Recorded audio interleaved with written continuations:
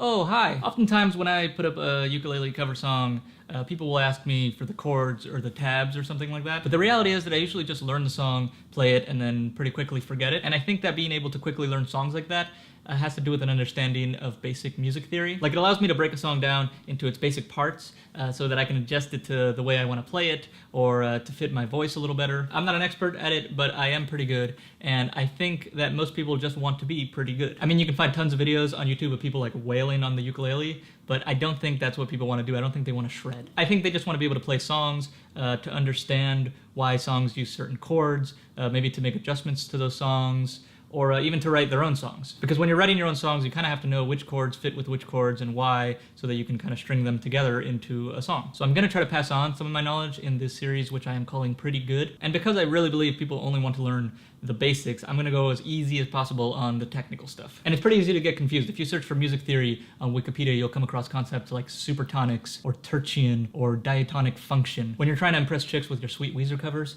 you're probably not too worried about diatonic function. But that being said, you do need an understanding of some of the basic principles before you can just pick up a ukulele and start writing songs. Like, let's say you want to play a song like Let It Be. When I find myself in times of trouble, Mother Mary comes to me. There's a reason those chords were chosen. Paul McCartney didn't just sit there and go like, let's try this chord. No, what about this chord? No, what about this chord? Oh, right, yeah, that one. I think the guy from Half Japanese said he made up his own chords because he didn't know any chords, and that's how he got his unique sound. And yeah, you can do that too.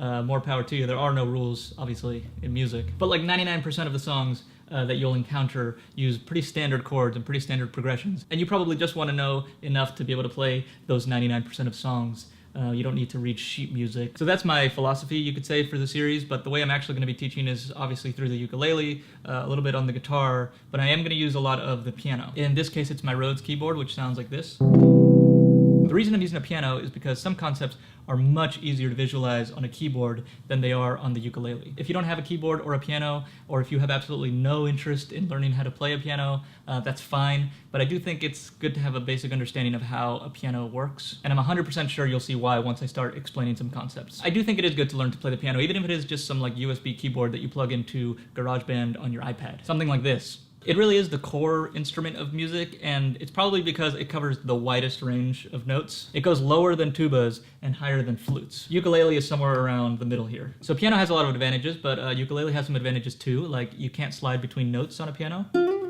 You can't bend notes on a piano. And the ukulele will always sound a little more organic because your hands are interacting directly with the strings. On a piano, you hit a key which hits the hammer, which hits the string. You can't really do something like...